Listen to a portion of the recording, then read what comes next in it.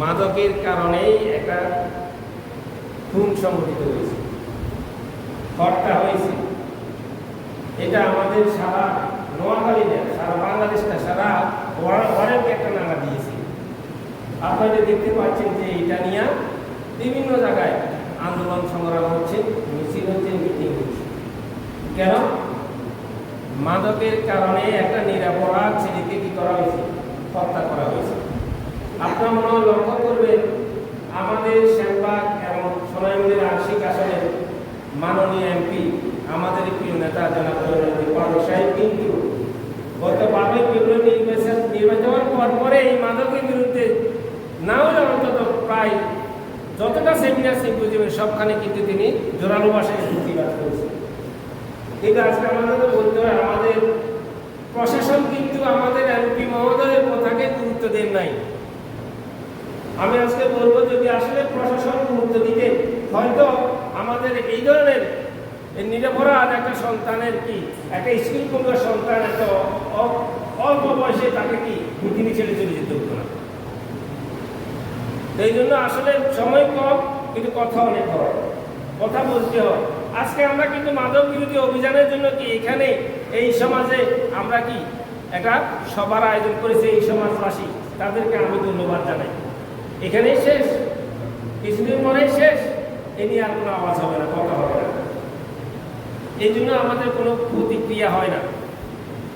আমরা লক্ষ্য করেছি যে আমাদের সমাজে মাদক এখন প্রতিটি ঘরে ঘরে ঢুকে গেছে।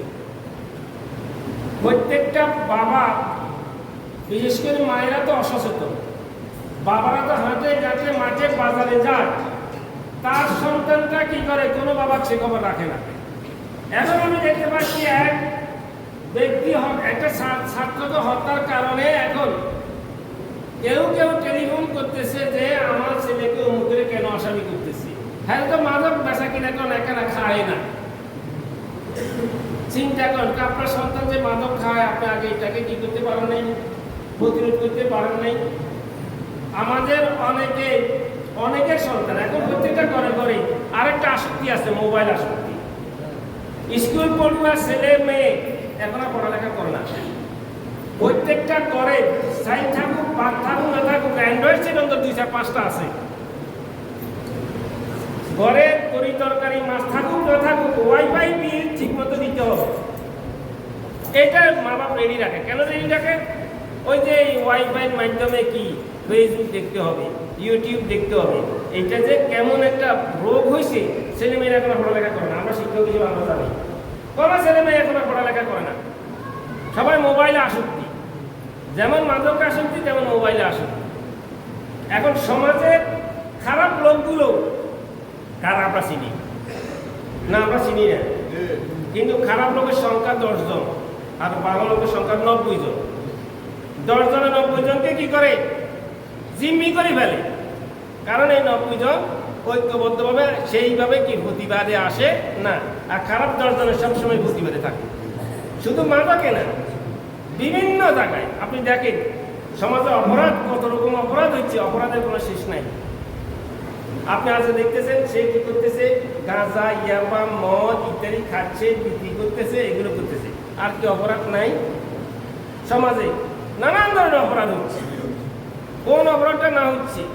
আপনার বাড়িতে, আপনার আশেপাশে বিচারের নামে অবিচার হচ্ছে, দুর্বলের উপর সবলের অত্যাচার হচ্ছে। সে কি আল্লাহ কথা ধরতেছে, কিন্তু সুবিচার পাচ্ছে না। আমরা যারা নেতৃত্ব দিই, কর্তৃত্ব দিই, আমরা কি করতেছি? বেশি শক্তি দিয়ে অন্যের উপর কি করতেছি? অত্যাচার করতেছি, অন্যের সম্পদ লুণ্ঠন করতেছি। এগুলো কি সমাজে হচ্ছে না? হচ্ছে। আমরা কি প্রতিবাদ করি না? এগুলো কি সামাজিক ব্যাধি না? এগুলো সামাজিক ব্যাধি।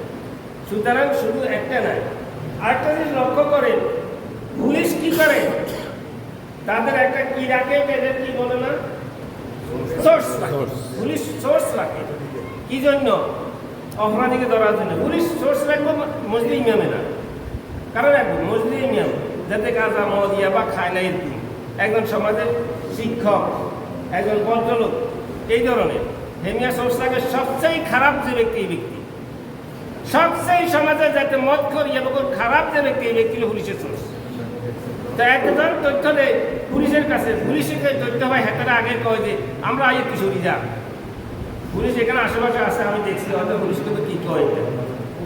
তো এখন আপনি অপরাধ দমন করতেন যাবেন, আপনি আইতে হোসেল বাজার তো আইয়ের মানে কি আমরা আইয়ে তোরা সুবিধা। আমাদের সমাজে অনেকে আছে, আপনারা অনেকে আছেন কিন্তু নাম দিচ্ছেন, তালিকা দিচ্ছেন, সমাজে কে বাবা খায় ইয়েবা খায় তালিকা দিচ্ছেন, তালিকা দিবার শুরু ধরিনি।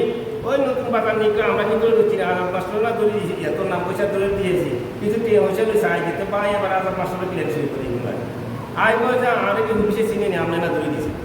কোন দিকে আমরা যাবো? আমাদের ভিতরে খারাপ অবস্থা। আমার অনুমান ভিত্তিক কথাগুলো বলি, আমরা রাজনীতি করতে গিয়ে দেখছি আসলে কি হয়। আসলে যারাই অপরাধ দমন করবে তারাই যদি অপরাধীকে আশ্রয় প্রশ্রয় দিয়ে অপরাধ করে দমন করবে। এবার এরা বলতে গেলে অনেকগুলো কথা বলতে হয়। তবে আমি আবারও ধন্যবাদ জানাই। এই একটা অবস্থাকে কেন্দ্র করে এই সমাজ জাগ্রত হয়েছে। বাংলাদেশ সামাজিক ব্যবস্থার মাধ্যমে এই বাংলাদেশটা প্রতিষ্ঠিত হয়েছে।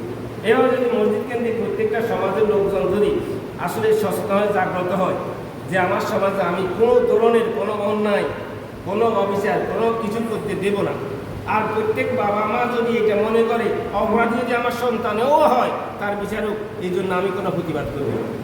সবচেয়ে বড় আমার খারাপ দিক হলো এটাই, আমরা যারা বাবা হয়ে গেছি আমরা আমাদের সন্তানের অপরাধ দেখি না। আগে আমরা দেখতাম তো একটা মুরব্বী যদি আর একটা সন্তানকে শর্ট দিত, বাবা আজকে কিনে শর্ট দিচ্ছেন আরো দুগা দেন, এতারা আরো 10 দেন দরকার। ওর বাবার তুই আর ওলারে কি লইয়া কে তো আমরা ভালোভাবে করতে কে, সন্তান ভালোভাবে করতে কে। আমরা বাবারাই তো কি করি, আমার সন্তানকে আশ্রয় দিই, হস্ত দিই যে আমার সন্তানকে একজন মুরব্বী কি একটা শর্ট দিচ্ছে অপরাধের জন্য, আমি সেখানে যে কি করি প্রতিবাদ করি। আমি প্রতিবাদ না করে যদি সেখানে শাসন করতাম আমার দেখা দেখি আরো 10টা সন্তান কি হইতো, ভালো হয়ে যেত। আমরা অনেকটা অপরাধী। তা আমি আমার বক্তব্য দীর্ঘায়িত করবো না, আমি শুধু আপনাদেরকে অনুরোধ করব আজকে এই সভাটা করেই শেষ করে দিয়েন না, বরং আপনারা এখান থেকে একটা উদাহরণ সৃষ্টি করেন। এই বাইতুল আকসা জামে মসজিদ সমাজের কেন্দ্রিক একটা কী করেন, এই একটা কমিটি করেন যে আমরা মাদক অন্যায় প্রতিরোধ একটা কমিটি করব, এখানে 5-7 জনের একটা কমিটি করব, সবাই এই কমিটিকে সহযোগিতা করব, এবং আমাদের সমাজে কোনো ধরনের কোনো রকম অপরাধ যদি সংঘটিত হয় তাহলে আমরা সেই অপরাধের কী করব, নির্মূল করব। তবে সেটা কি আইনগত প্রক্রিয়ার মাধ্যমে হতে হবে, যাতে করে কোনো মব কালচার না হয়। কারণ আমাদের সমাজে এক ধরনের মব কালচার সৃষ্টি হয়েছে, যে এই মব কালচার যাতে না হয়। সুতরাং আমি আমার বক্তব্য না করে আমি আবারও আপনাদেরকে অভিনন্দন জানাই যে আপনাদের জন্য একটা প্রোগ্রাম করার জন্য। এই প্রোগ্রামের মাধ্যমে এই সমাজ সংশোধিত হবে, এই সমাজ পরিশুদ্ধ হবে, এই সমাজ অনেকেই উদাহরণ হিসেবে তাদের সমাজেও কি এই ধরনের একটা কর্মকাণ্ড শুরু করবে আশা রেখে, প্রত্যাশা রেখে, এবং আপনাদেরকে আবারও আমি সালাম জানিয়ে আমার বক্তব্য শেষ করলাম। আসসালামু আলাইকুম।